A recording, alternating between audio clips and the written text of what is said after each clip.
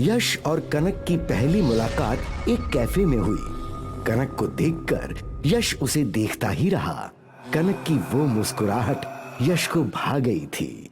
वो उसका दीवाना हो चुका था। अगले कई दिनों तक यश उसी कॉफी शॉप में जाता रहा, बस कनक को देखने के लिए। एक दिन यश ने मन बना ही लिया और वो सीधा कनक के सामने जा बैठा। हेलो। हाय। मैं जानती हूँ तुम यश हो और एक आईटी कंपनी में काम करते हो और पिछले कुछ दिनों से मेरा पीछा भी कर रहे हो। तुम्हें ये सब कैसे पता चला? वो मेरा सीक्रेट है। एनीवेज, बैठो, कॉफी पीते हैं। यश और कनक ने साथ में कॉफी पी और बातचीत भी की। यश की खुशियों का ठिकाना ही नहीं था। कल कब मिलोगी? इसी टाइम, बीच पर। अपना नंबर तो देती जाओ। कल मिलो, तब देती हूँ। अगले दिन कनक और यश बीच पर मिले। मुझे लगा तुम नहीं आओगी। कैसे नहीं आऊंगी, तुमसे मिलना जो था। यश यही सोच के खुश था कि कनक बस उससे मिलने आई थी।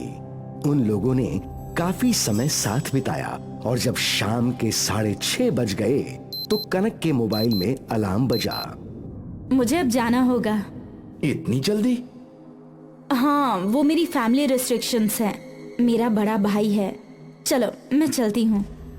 बस इतना बोलकर कनक वहां से चली गई।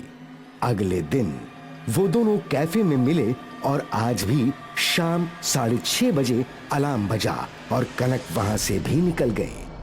यश को ये बात बहुत अजीब लगने लगी। इसके बाद जब कनक और यश पार्क में मिले और जब 6:30 बजे अलार्म बजा तो यश ने कनक से कहा, अरे तुम अपने बड़े भाई से झूठ बोल दो कि तुम अपनी सहेली की शादी वगैरह में हो। नहीं, मैं नहीं कर सकती। भैया यहाँ आ जाएंगे और फिर सब गड़बड़ हो जाएगी।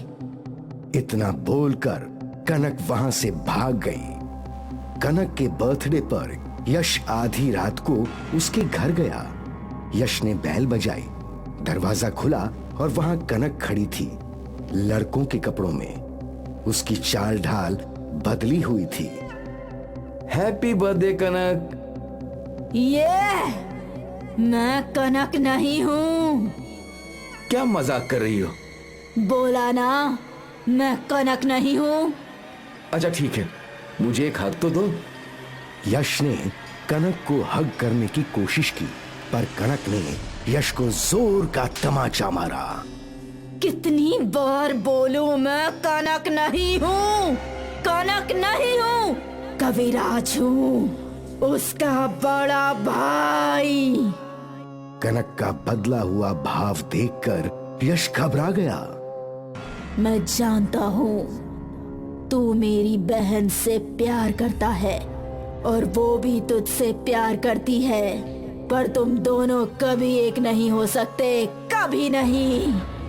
क्योंकि सूरज ढलते ही कनक के शरीर में मैं रहता हूँ, उसका बड़ा भाई कविराज। इसलिए अच्छा यही है कि तू कनक को भूल जा उसे। निकल जा यहाँ से, निकल जा। कनक ने यश को धक्का मार के घर से बाहर निकाल दिया। उस रात यश कनक के घर के बाहर खड़े रहकर सोचता रहा कि आखिर उसके साथ हुआ क्या। वो परेशान था। वो जिस लड़की से प्यार करता था उसके शरीर में एक भूत रहता है। अगली सुबह सूरज उगते ही कनक रोते हुए उसके पास आई। ये सब क्या है? तुम घर चलो, तुम्हें सब कुछ बताती हूँ। यश कनक के रूम में बैठा था और कनक उससे अपनी कहानी बताने लगी। ये उस समय की बात है जब मैं और मेरे बड़े भैया कविराज एक पहाड़ पर गए थे। हम दोनों लगभग 14-15 साल के थे। मुझे ऊंचाई से बड़ा डर लगता था। मैं घबराई हुई थी। भैया ने मुझे डराने के लिए पीछे से भौं किया और मेरा संतुलन बिगड़ गया। उस दिन से उनकी आत्मा रोज शाम 7 बजे मेरे शरीर में घुस जाती है।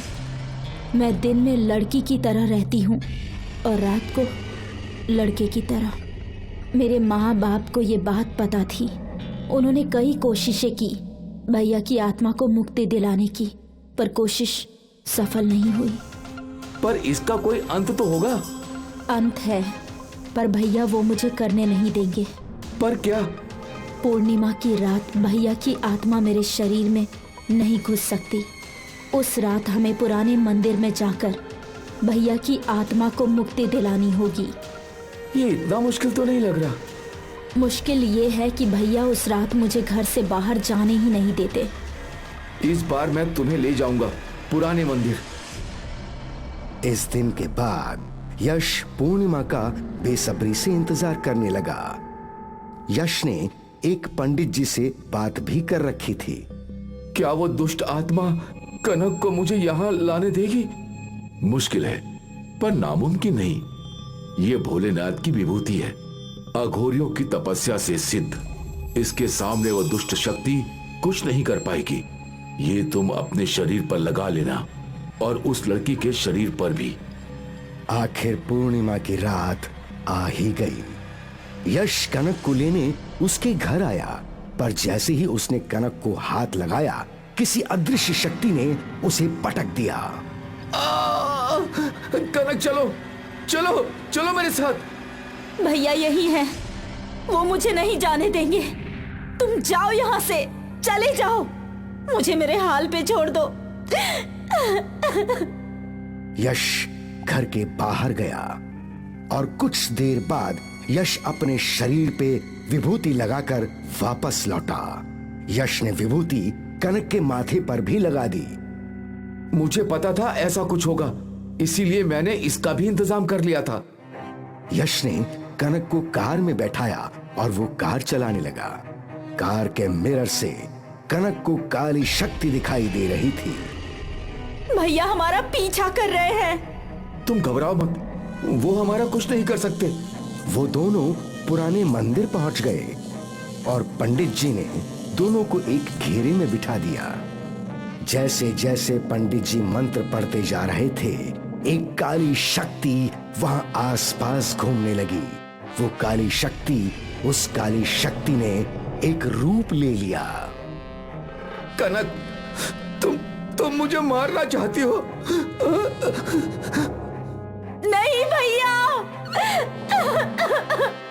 कनक, उसकी बातों पे ध्यान मत दो, वो तुम्हें बहका रहा है। पंडित मंत्र पढ़ता गया और कविराज की आत्मा तड़पती गई। कनक रो रही थी। आखिर उस पंडित ने कविराज की आत्मा को मुक्ति दिलवा ही दी, पर कनक अब भी रोए जा रही थी। यश ने उसे संभाला। तुम्हारे भैया अब वहां चले गए जहां उन्हें होना चाहिए। उस दिन के बाद कनक के शरीर में कविराज कभी नहीं आया। कनक और यश ने शादी कर ली और वो हमेशा खुश रहने लगे।